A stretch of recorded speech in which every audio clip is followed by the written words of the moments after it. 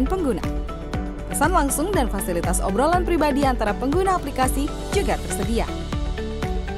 RRI Digital tersedia di Google Store dan App Store. RRI Digital.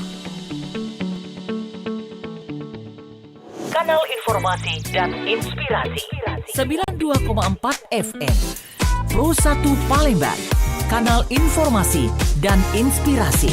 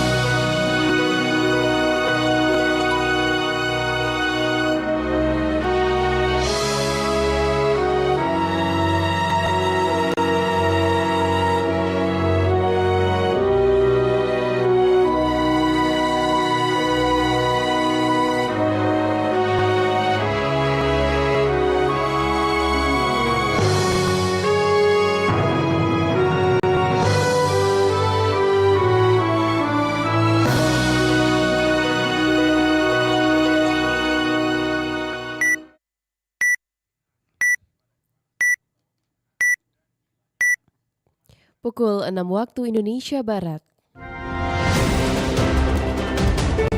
Radio Republik Indonesia Palembang dengan Warta Berita.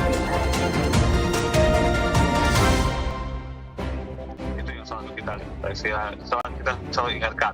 Nah, kita juga sudah meningkatkan peningkatan kapasitas personil dan peralatan untuk teman-teman di lapangan. Apabila terjadi kebakaran hutan lahan yang ada di kabupaten setempat, mereka siap untuk segera membantu.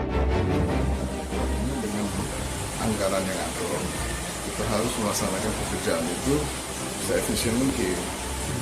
Misalnya jalan yang berlubang itu lebih diprioritaskan.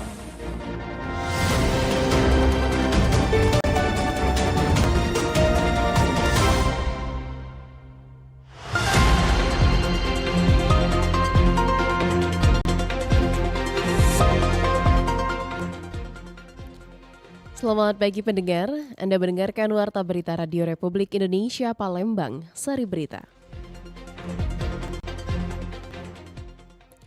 Sebanyak 8 daerah di Sumatera Selatan telah menetapkan status siaga karhutla dalam menghadapi puncak kemarau 2026. Pemerintah Provinsi Sumatera Selatan mengalokasikan 380 miliar rupiah untuk memperbaiki 70 ruas jalan provinsi. Inilah Warta Berita selengkapnya edisi Rabu 8 Juli 2026 bersama saya Alvina Damayanti.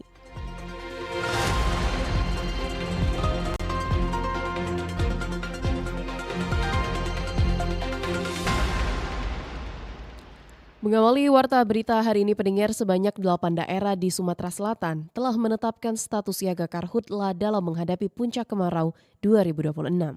Sebanyak 8 kabupaten di Sumatera Selatan telah menetapkan status siaga kebakaran hutan dan lahan atau karhutla menjelang puncak musim kemarau yang diperkirakan berlangsung pada Agustus hingga September 2026.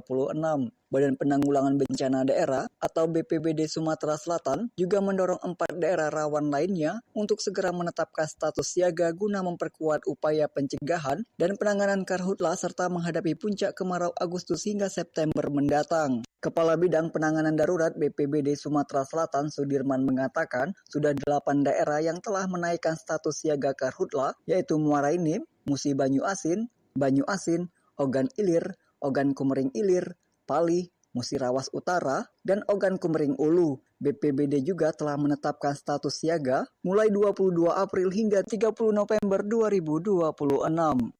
Itu yang selalu kita ingatkan. Nah, kita juga sudah meningkatkan peningkatan kapasitas personil dan peralatan untuk teman-teman di lapangan. Apabila terjadi kebakaran hutan lahan yang ada di kabupaten setempat, mereka siap untuk segera memadamkan. Api sekecil apapun segera kita padamkan dengan asumsi dengan di Kita Bandung tidak akan melebar dan meluas kebakarannya. Ditambahkan Sudirman, ada 4 daerah yang masih didorong menetapkan status siaga adalah Lahat, Oku Timur, Musirawas, dan Oku Selatan. Penetapan status siaga menjadi dasar bagi pemerintah daerah untuk memperkuat kolaborasi lintas sektor, menyiapkan personil, peralatan, serta dukungan anggaran dalam menghadapi potensi karhutla. Sudirman menghimbau masyarakat agar tidak membuka lahan dengan cara membakar, mengingat kondisi cuaca yang semakin kering berpotensi memicu kebakaran yang lebih luas dan sulit dikendalikan. Partisipasi masyarakat dinilai menjadi faktor penting dalam mendukung upaya pemerintah meminimalkan kejadian karhutla selama musim kemarau 2026. Dari Palembang, Sumatera Selatan, Muhammad Irfan, Pro 1 RRI terus mengudara untuk Indonesia. Sementara itu pendengar, BPBD Oki memprediksi bahwa ancaman karhutla saat ini besar dipengaruhi karena kondisi cuaca yang kering cukup lama. Kepala Bidang Kesiapsiagaan BPBD Oki Udayani mengatakan sejumlah wilayah yang rentan terbakar diantaranya berada di wilayah Kecamatan Pampangan yang semuanya didominasi lahan luas. Untuk mencegah potensi kebakaran lahan tersebut, BPBD Oki telah meningkatkan koordinasi dengan memastikan kesiapan semua pihak yang memiliki lahan tersebut, terkhusus perusahaan yang harus memiliki alat pencegahan maupun penanggulangan kebakaran. Ya, untuk mengantisipasi tidak kemungkinan untuk meminimalisasi terjadinya kebakaran, kita kan akan melakukan koordinasi dengan pihak terkait seperti Dinas Perkebunan untuk mereka memantau perusahaan-perusahaan mengenai kesiapsiagaan termasuk kesiapan mereka, apakah sudah terpenuhi persyaratan-persyaratan yang diharapkan dari Dinas Perkebunan seperti embung, apakah sudah siap gitu kan? Kemudian dari segi peralatannya, Pak, dari personelnya. Udayani menambahkan upaya koordinasi juga telah sampai ke wilayah pelosok yang jauh dari jangkauan oleh petugas dan perusahaan. Dirinya juga mengatakan saat ini masyarakat perlahan sudah memahami ancaman kebakaran dan dampak buruknya. Dan pendengar selanjutnya, kita akan mendengarkan ragam komentar masyarakat.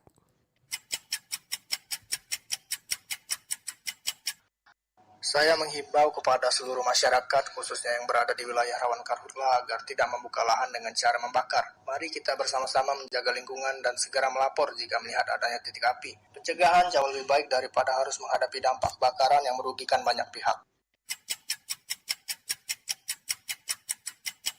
Saya mendukung langkah pemerintah menetapkan status siaga karhutla di sejumlah daerah. Dengan adanya status siaga, penanganan bisa dilakukan lebih cepat dan semua pihak dapat lebih siap menghadapi potensi kebakaran. Semoga daerah lain yang masih beresiko juga segera mengambil langkah antisipasi. Menurut saya, penetapan status siaga seharusnya dilakukan lebih cepat sebelum titik panas mulai meningkat. Jangan sampai penanganannya baru diperketat ketika kebakaran sudah meluas. Pemerintah daerah juga perlu lebih rutin melakukan patroli dan sosialisasi agar masyarakat benar-benar memahami bahaya membuka lahan dengan cara dibakar.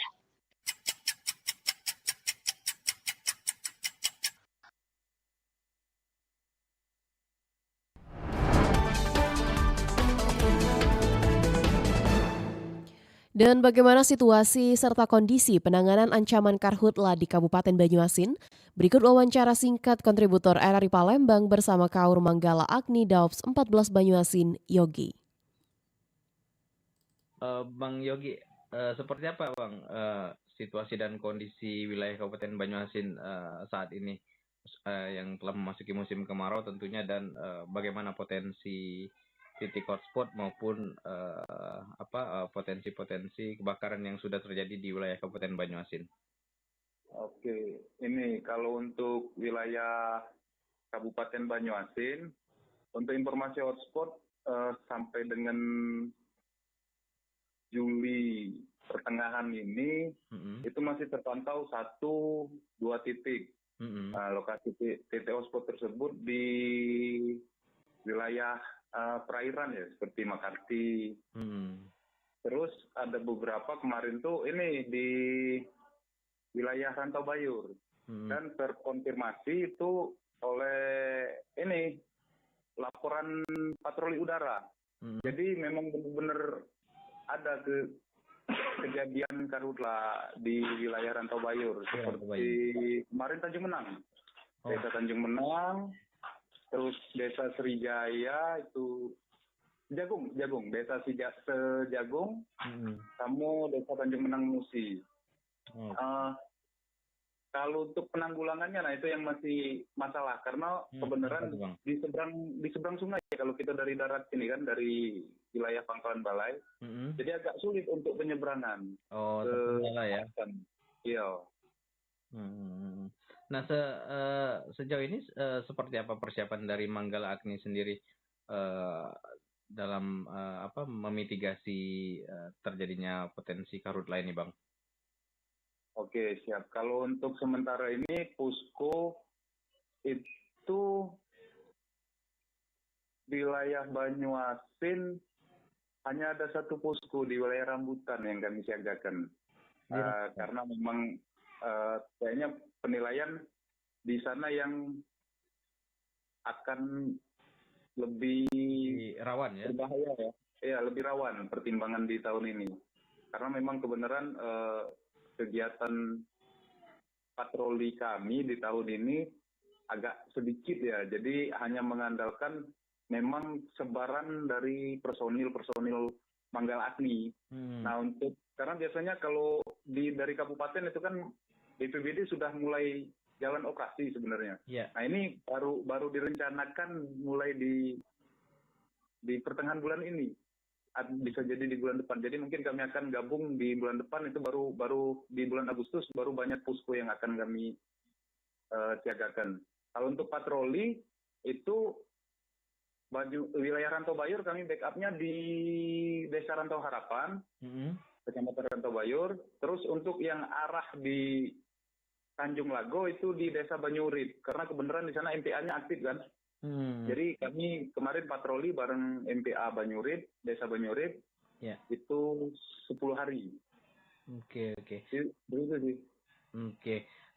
Ada berapa personil, Bang, yang disiapkan Manggala Agni untuk patroli dan memantau situasi di lapangan? Dan mungkin apa saja nih peralatan yang sudah dipersiapkan ya untuk menghadapi potensi karhutla ini? Oke. Kalau untuk tetap ya, kita siaganya ada di Pusko Induk, di kantor Manggala Agni, di perkantoran Pangkalan Balai. Untuk sebaran anggota itu per minggu, setiap minggu itu akan ada 5 personil Manggala Agni yang ke lokasi target tadi, seperti tadi di Banyurit, di Desa Banyurit, terus di Desa Rantau Harapan. Itu tergantung dengan situasi informasi dari patroli udara ya. Kalau begitu patroli udara sudah menginformasikan, nah kami akan meluncurkan 2 orang, 3 orang untuk mengambil data awal. Kalau memang kejadian ini harus dilakukan pemadaman, tim sudah siap meluncur dari Pusko kantor Manggala. Dan sejauh ini untuk peralatan ada kendala, Bang? Gimana, Bang? Alhamdulillah untuk tahun ini kita peralatan sudah sangat siap ya. Karena kemarin di kita Manggala ini dapat penambahan mobil pemadam itu 1. Jadi sudah tambah ini, terus untuk mesin pompa itu sudah standby 15 untuk memang menjaga benar-benar di wilayah Kabupaten Banyatin. Oke. Seperti apa, Bang, ini koordinasi dengan instansi lainnya dan khususnya ini masyarakat setempat nih, Bang? Seperti biasa sih, kalau respon dari masyarakat memang benar-benar udah menerima ya. Tapi memang kondisi cuaca, ini kan diprediksi BMKG kita di tahun ini ada pengaruh El Nino. Nanti kalau dibilang El Nino Godzilla, kemarin BMKG udah cabut, bukan nggak lagi Godzilla. Jadi El Nino-nya itu udah berat, udah tinggi, ekstrim. Nah itu mempengaruhi suhu panas yang sangat tinggi di wilayah Indonesia. Nah jadi dari itu kemarin apel siaga udah dilaksanakan di Kabupaten Banyuasin.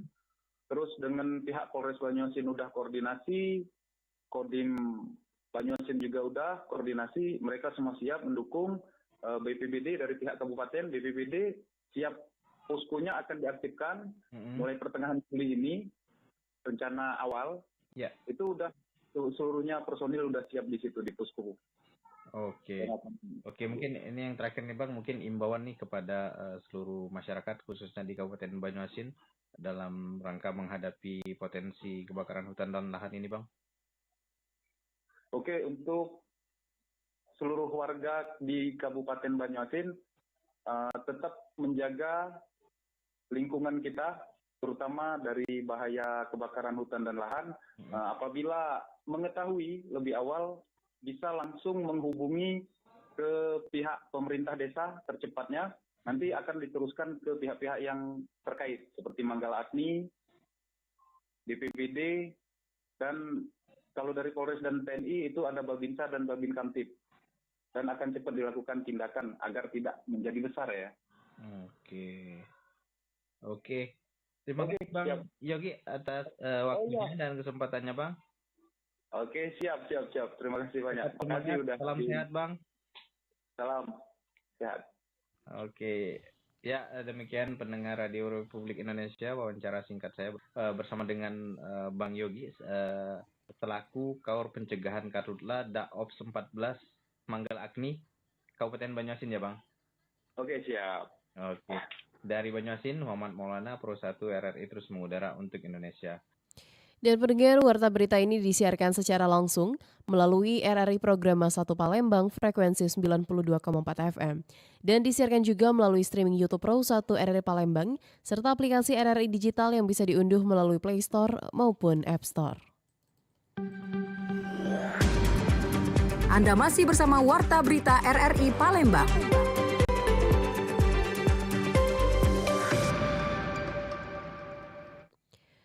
Informasi selanjutnya, pendengar, kebakaran lahan mulai terjadi di Sumatera Selatan.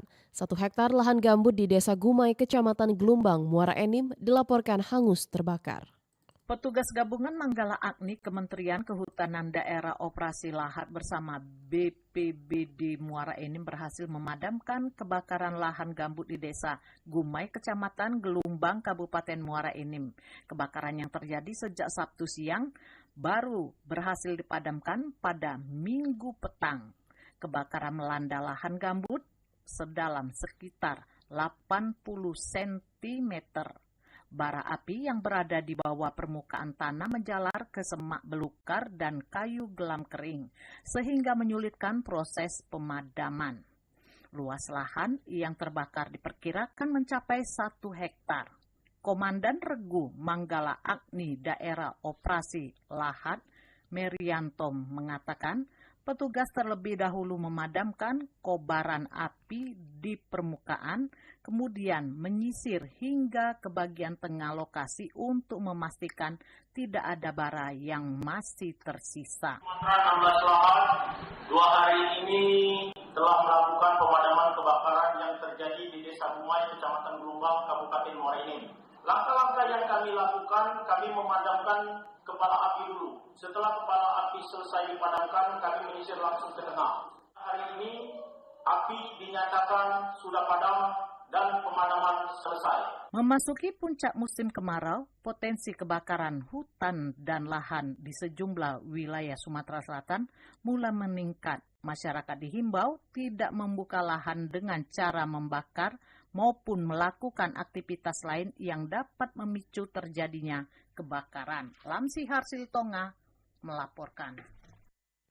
Kita beralih ke informasi selanjutnya, pendengar. Pemerintah Provinsi Sumatera Selatan mengalokasikan 380 miliar rupiah untuk memperbaiki 70 ruas jalan provinsi. Pemerintah Provinsi Sumatera Selatan mengalokasikan anggaran sebesar 380 miliar rupiah untuk perbaikan dan pemeliharaan 70 ruas jalan provinsi dengan total panjang mencapai 1.779 km.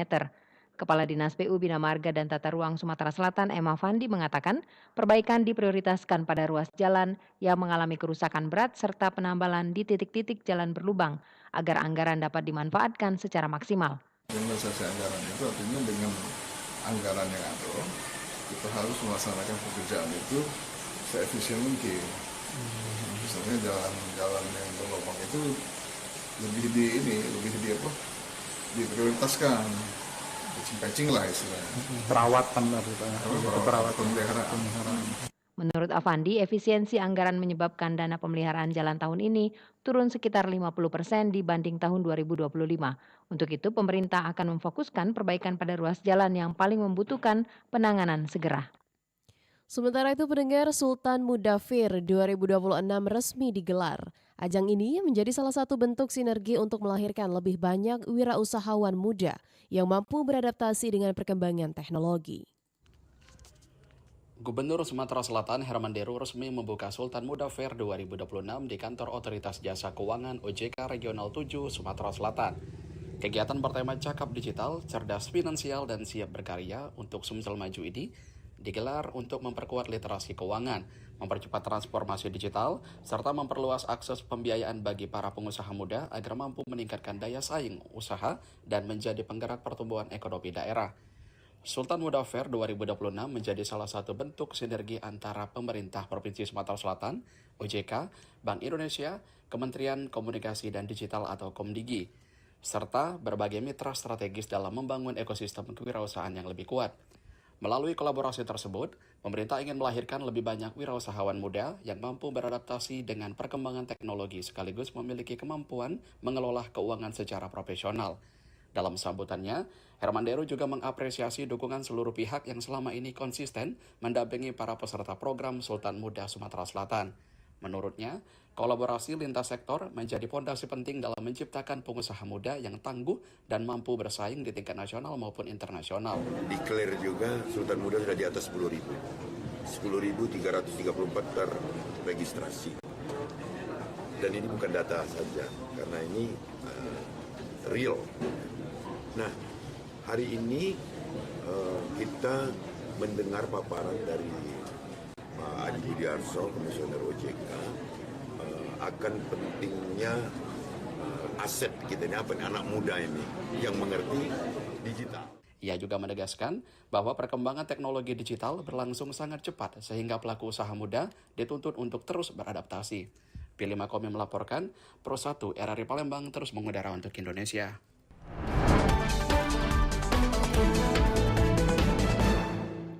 Pendengar, Badan Koordinasi Pemberantasan Uang Palsu atau Botasupal Sumatera Selatan memusnahkan 24.000 lembar lebih uang rupiah palsu yang merupakan akumulasi temuan non-yudisial dari 2019 hingga Maret 2026. Sebanyak 24.000 lembar lebih uang rupiah tidak asli dimusnahkan oleh Badan Koordinasi Pemberantasan Uang Palsu atau Botasupal Provinsi Sumatera Selatan. Barang bukti tersebut merupakan akumulasi temuan non-yudisial sepanjang periode 2019 hingga Maret 2026. Pemusnahan ini menjadi pengingat keras bagi masyarakat bahwa ancaman pemalsuan uang terus berevolusi. Kepala BIN Daerah Sumatera Selatan sudah menegaskan kemajuan teknologi informasi kini menjadi senjata baru bagi pelaku kejahatan untuk memproduksi uang palsu dengan kualitas yang kian mendekati aslinya. Dalam data yang dirilis, pecahan Rp100.000 mendominasi temuan dengan 16.000 lembar lebih, disusul pecahan Rp50.000 sebanyak 6.800 lembar lebih. Meski jumlah temuan selama 7 tahun ini dianggap relatif kecil dibandingkan peredaran uang asli, otoritas tetap menekankan pentingnya kewaspadaan ekstra. Sudadi mengatakan peredaran uang palsu merupakan ancaman terhadap stabilitas ekonomi, keamanan nasional, dan kepercayaan masyarakat terhadap rupiah sebagai simbol kedaulatan negara. Oleh karena itu, penanganannya diperlukan kerjasama yang erat, sinergitas tidak hanya antar aparat penegak hukum, tetapi juga melibatkan BI sebagai otoritas sistem pembayaran, unsur intelijen, lembaga peradilan, perbankan, serta seluruh pemangku kepentingan yang tergabung dalam Badan Koordinasi Pemberantasan Uang Palsu. Tadi sudah disinggung juga, BI akan terus melakukan sosialisasi terkait uang palsu dan saya yakin tidak semuanya yang di sini paham. Lebih jauh Sudadi mengungkapkan sebuah fakta yang mengkhawatirkan. Menurutnya pemalsuan uang saat ini tidak lagi sekedar untuk motif ekonomi atau transaksi harian, tetapi mulai merambah ke kepentingan politik. Ia pun mengimbau masyarakat agar tidak hanya terpaku pada metode 3D, dilihat, diraba, dan diterawang secara kasat mata, namun juga meningkatkan kehati-hatian bertransaksi di kondisi ramai, di mana pelaku sering memanfaatkan kelengahan masyarakat. Rian Apridani melaporkan. Pendengar, Wali Kota Palembang, Ratu Dewa mengapresiasi acara nonton bareng Piala Dunia di TVRI Sumatera Selatan yang mempererat kebersamaan dan mendukung UMKM. Wali Kota Palembang, Ratu Dewa menghadiri kegiatan nonton bareng Piala Dunia yang diselenggarakan TVRI Sumatera Selatan. Kegiatan ini tidak hanya menjadi ajang menyaksikan pertandingan sepak bola dunia, tetapi juga menjadi ruang kebersamaan yang mempertemukan masyarakat dari berbagai etnis, agama, ras, dan suku dalam suasana yang harmonis. Ratu Dewa mengatakan, kegiatan nonton bareng memiliki nilai lebih dari sekedar hiburan.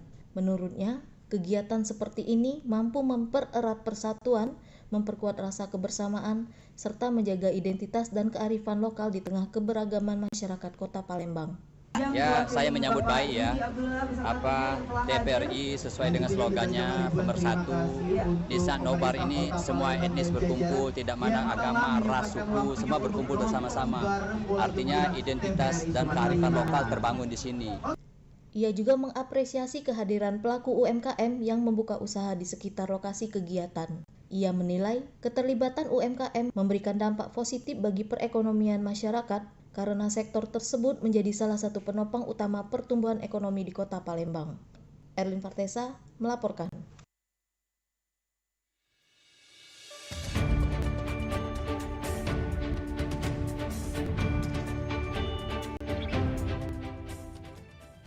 Sekian pendengar Warta Berita Produksi Radio Republik Indonesia Palembang. Sebelum berpisah, kami sampaikan kembali pokok-pokok berita.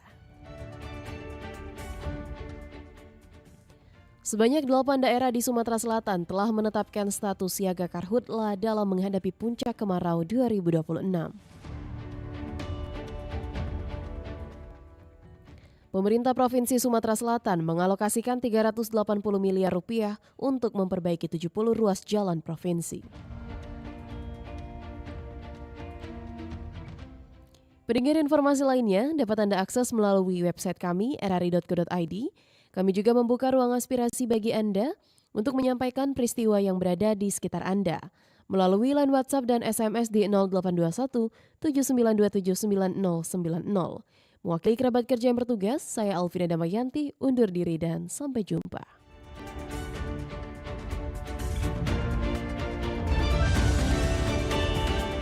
Demikian Warta Berita Radio Republik Indonesia Palembang.